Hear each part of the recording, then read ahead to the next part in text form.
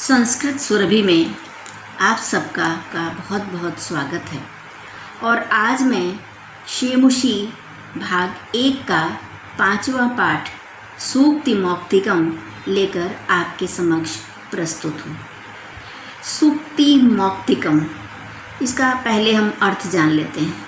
सूक्ति मतलब सु प्लस उक्ति मतलब सुंदर कथन, और मौक्तिकम मतलब मोती मतलब सुंदर कथन रूपी मोती। तो हम कह सकते हैं कि इस पाठ में आपको सुंदर सुंदर बातें, जिनको हम एक मोती के समान माला बनाकर अपने जीवन में उसको पहन के रखते हैं, ऐसे ऐसे सुंदर बातों की या कथनों की मोती जो है आपको एक एक श्लोक के रूप में आपको मिलेगी। ठीक है ना। तो चलिए हम इसको पढ़ते हैं। इसमें ये कहा गया है, इस श्लोक में ये कहा गया है कि मनुष्य को अपने जीवन में अपने आचरण पर विशेष बल देना चाहिए। वृत्तम यत्नेन संरक्षेत् वित्तमेति च याति च अक्षिणो वित्ततः क्षीणो वृत्ततस्तु हतो हतः। देखिए, मनुस्मृति से लिया गया है श्लोक, जो आदमी के, मनुष्य के आचरण पर बल देता है, सदाचार पर बल देता है ना। कहते हैं कि इसमें देखिए 2 शब्द आपको मिलेंगे, दोनों में एक जैसा ही लगभग उच्चारण है पर भारी अंतर है। वृत्तम, ये है वृत्तम। वृत्तम का अर्थ है आचरण, और वित्तम का अर्थ है धन, है ना। तो कह रहे हैं कि वित्तम यत्नेन संरक्षित, वित्त की मतलब धन की यत्नपूर्वक। तो सबसे पहले हम इसका अन्वय देख लेते हैं कि लिखा है वृत्तम यत्नेन संरक्षेत् वित्तम एति च याति च वित्ततः क्षीणो अक्षीणः तु वृत्तः हतो हतः। अर्थात वृत्तम माने आचरण की, अपने सदाचार की, यत्नेन संरक्षित प्रयत्न पूर्वक रक्षा करनी चाहिए। यत्न मतलब प्रयत्न, प्रयत्नेन संरक्षित प्रयत्न पूर्वक रक्षा करनी चाहिए।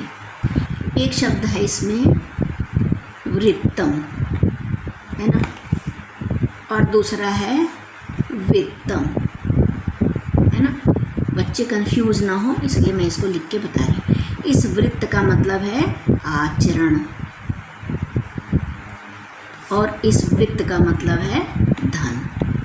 तो वृत्तम यत्नेन संरक्षेत् मतलब आचरण की यत्नेन प्रयत्नेन संरक्षित, यत्नपूर्वक रक्षा करनी चाहिए, क्योंकि और वित्तम एति च याति च, धन तो एति आता है और याति च और चला जाता है।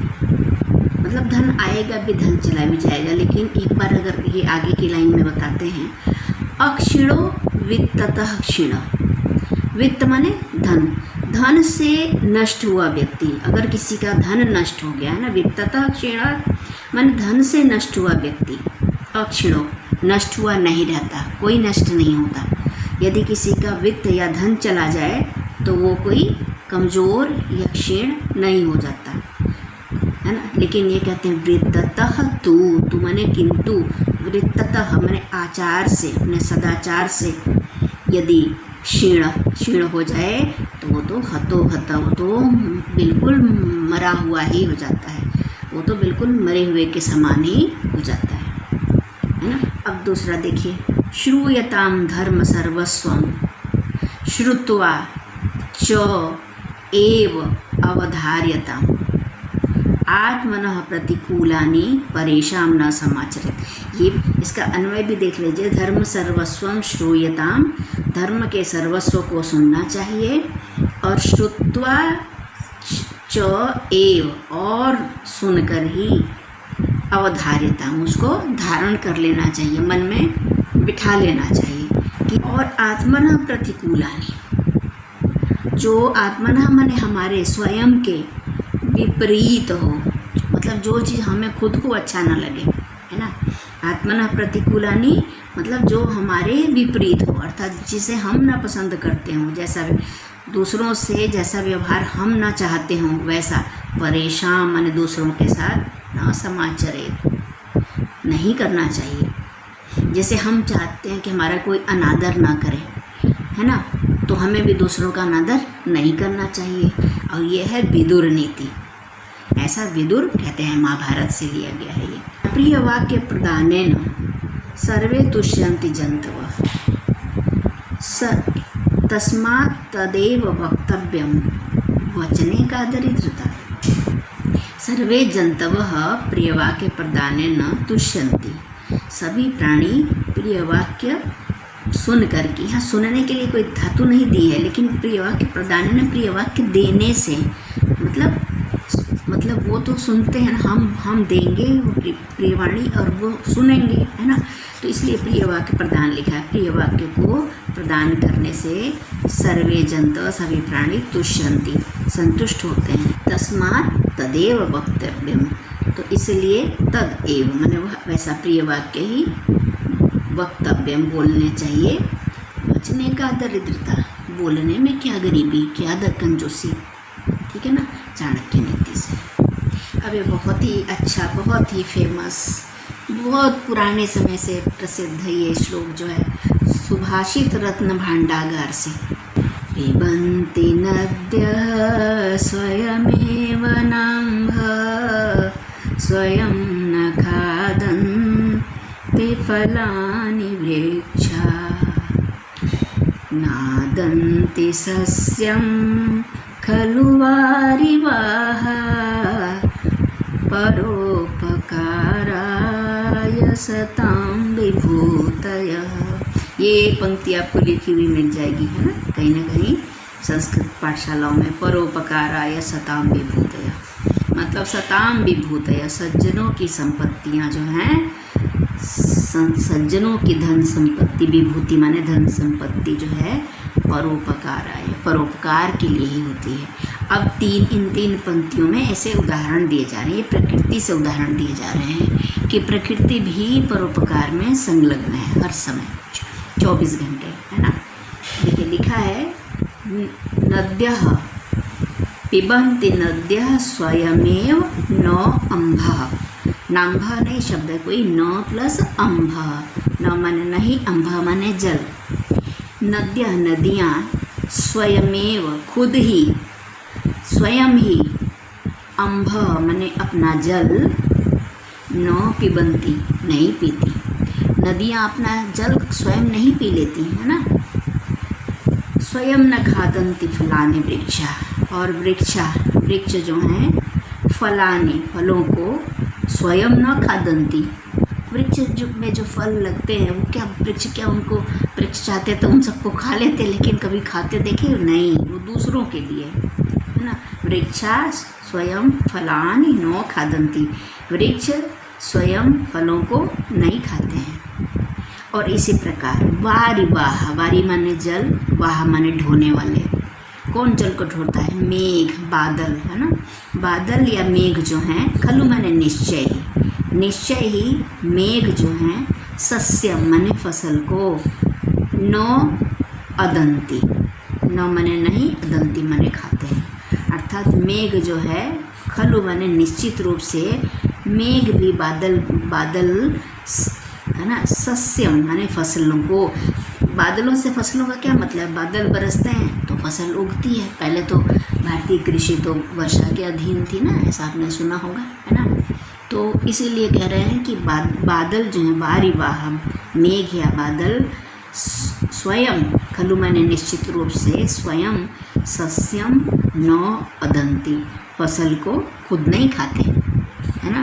बादल इसलिए बरसते हैं कि जो फसल हो और उन फसलों को संसार खाए, है ना। तो वारि वाह, है ना, स्वयं लिख सकते हो यहाँ पर भी। वारि वाह खलु निश्चय ही, वारि वाह बादल, ये मेघ या बादल, स्वयं सस्यम न अदंती, फसल को स्वयं नहीं खा लेते, है ना। तो फिर इससे क्या सिद्ध होता है? इससे ये सिद्ध होता है कि सदाम विभूतयः परोपकाराय, कि सज्जनों की विभूतयः माने विभूतियाँ, ऐश्वर्य, संपत्तियाँ, है ना, परोपकाराय, परोपकार के लिए होती हैं। सज्जन लोग धन संपत्ति, है ना, जो भी जोड़ते हैं वो दूसरों के भलाई के लिए हो, है ना। गुणेष्वेव हि कर्तव्य प्रयत्न पुरुषैः सदा, गुणयुक्तो दरिद्रो अपि न ईश्वरै अगुणैः समः। मृच्छकटिकम शूद्र का ये नाटक है, उस नाटक से ये श्लोक लिया गया है। सदा पुरुषैः गुणेष्वेव हि प्रयत्नः कर्तव्यः, दरिद्रो अपि गुणयुक्तो ईश्वरै गुणै समः न। अर्थात अब देखिए अर्थ निकालते हैं। सदा माने हमेशा, पुरुष ही माने पुरुषों के द्वारा।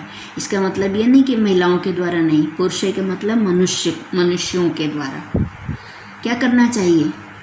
कर्तव्य करना चाहिए, प्रयत्न कर्तव्य, प्रयत्न करना चाहिए। किस बात का प्रयत्न करना चाहिए?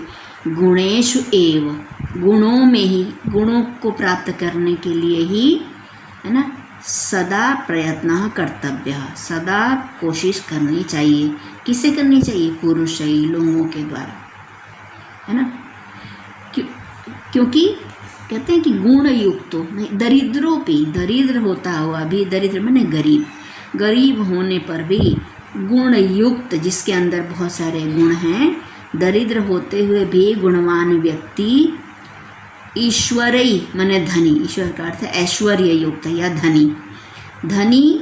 और ये देखिए न ईश्वरई अगुणई, है ना, ये तीन शब्द से मिलके बना है। न ईश्वरई अगुणई, अगुणई माने जिसमें कोई गुण न हो लेकिन वो ईश्वर हो अर्थात धनवान हो। तो गुण रहित धनवान व्यक्ति के समह न, समान नहीं होता। कौन नहीं होता? दरिद्र होता हुआ भी गुणवान व्यक्ति समान नहीं होता। मतलब इसका अर्थ है उससे बढ़कर होता है। वो दोनों तब भी दोनों की बराबरी नहीं की जा सकती। एक धनी है और एक निर्धन है, एक ईश्वर है, एक दरिद्र है। ईश्वर का अर्थ है ऐश्वर्य युक्त या धनवान। तो धनवान व्यक्ति की तब भी दरिद्र से, गरीब व्यक्ति से बराबरी या तुलना नहीं की जा सकती यदि वह धनी व्यक्ति निर्गुण, उसमें कोई गुण न हो, और दरिद्र व्यक्ति गुणवान हो। तब भी गुणवान दरिद्र व्यक्ति ही उस धनी गुण रहित व्यक्ति के समान नहीं है, अर्थात उससे बढ़कर है, उससे श्रेष्ठ है। तो अब आगे चलें। अब बहुत अच्छा श्लोक आ रहा है, देखिए। आरंभ गुरुवीक्षणी क्रमेण लघ्वी पुरा वृद्धिमती च पश्चात् दिनस्य पूर्वार्ध परार्ध भिन्ना छायैव मैत्री खलसज्जनानाम्।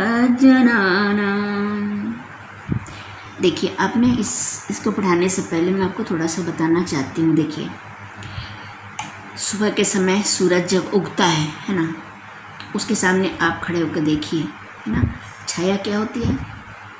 बहुत लंबी छाया होती है ना। और जब दोपहर तक होते होते फिर आप धूप में जाकर देखिए, आपको छाया बिल्कुल नहीं दिखाई देगी, वो गायब हो जाएगी।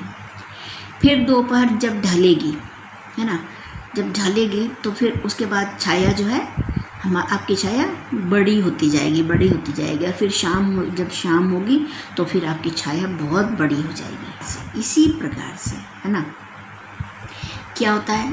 जो खल सज्जनानाम, खलो दुष्टों और सज्जनों की मित्रता की बात हो रही है यहाँ पर, है ना। जो दुष्टों की मित्रता होती है ना, वो कैसे होती है?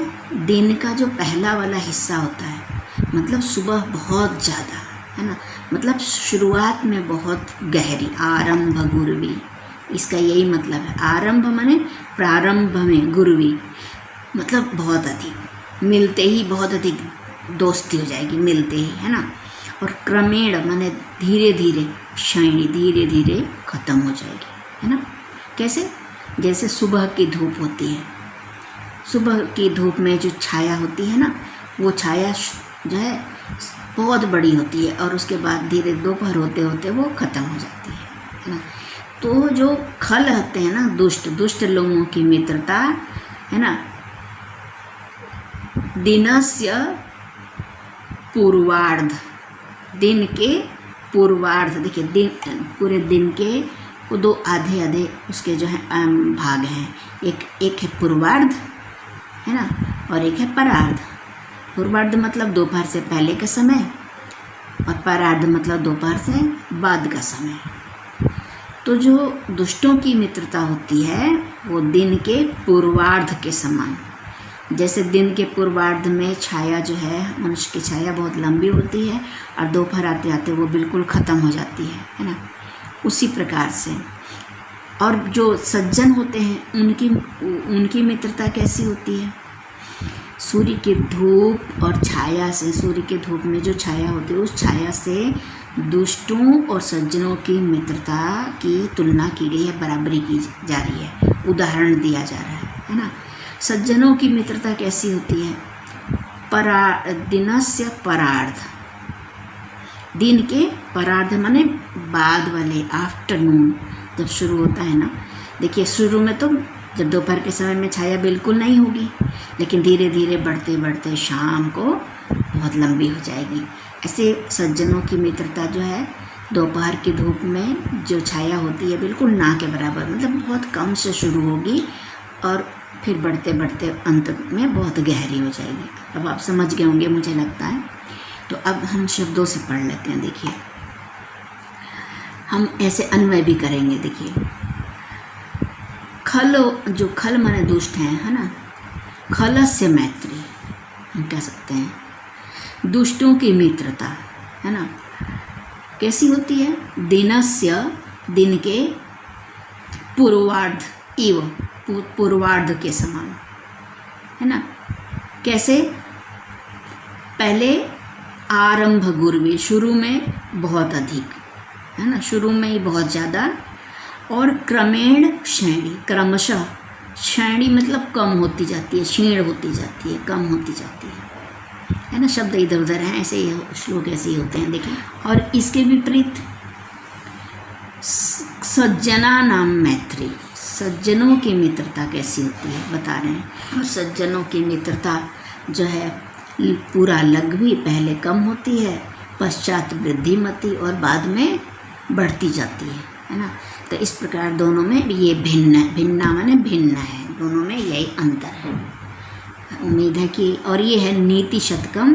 ये नीति शतकम जो पुस्तक है उसके रचयिता थे बहुत बड़े विद्वान कवि और राजा भर्तृहरि, उनकी ये पुस्तक है नीति शतकम, उससे ये श्लोक लिया गया है।